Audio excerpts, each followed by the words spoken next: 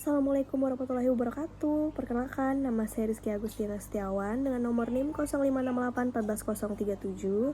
Saya dari Prodi Ilmu Komunikasi UPBJJ Balikpapan, Kalimantan Timur. Saya akan mengerjakan tugas 3 ini di mata kuliah Public Speaking, di mana saya akan berpidato dan menyampaikan sesuatu yang mungkin akan relate di kehidupan salah satu orang di sekitar lingkungan kita. So, lihat sampai akhir ya. Assalamualaikum warahmatullahi wabarakatuh. Selamat malam Bapak dan Ibu yang terhormat, para siswa dan para hadirin sekalian yang saya hormati. Perkenalkan, nama saya Rizky Agustina Setiawan. Saya mahasiswa Universitas Terbuka dari Prodi Ilmu Komunikasi. Hari ini saya berdiri di sini, saya akan membahas tentang betapa maraknya kasus pelecehan yang terjadi di sekitar lingkungan kita. Mungkin beberapa dari kalian di sini bertanya-tanya, kenapa sih topik ini selalu diangkat dan selalu dibahas menjadi trending topik? Jawabannya simpel, karena saya perempuan, saya aware pada diri saya. Dan ternyata kasus pelecehan seksual ini setelah ditelusuri beberapa tahun terakhir ini lagi sedang meningkat-meningkatnya. Beberapa menteri seperti Menteri Pemberdayaan Perempuan, Menteri Perlindungan Anak, dan juga Lembaga Perlindungan Saksi dan Korban pun mengindikasikan di catatan tahunan mereka bahwa kasus pelecehan seksual tertinggi itu terjadi pada tahun 2024.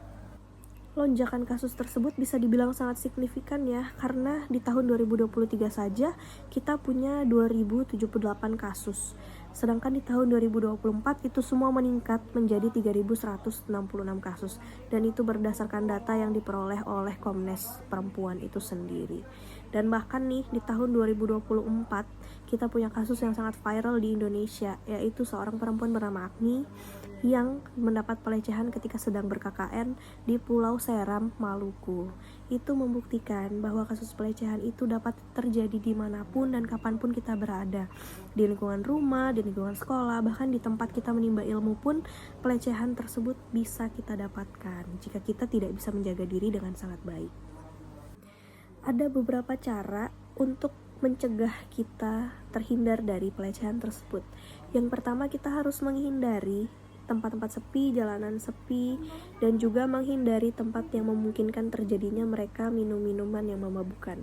Yang kedua, kita jangan mudah percaya kepada orang yang baru kita kenal.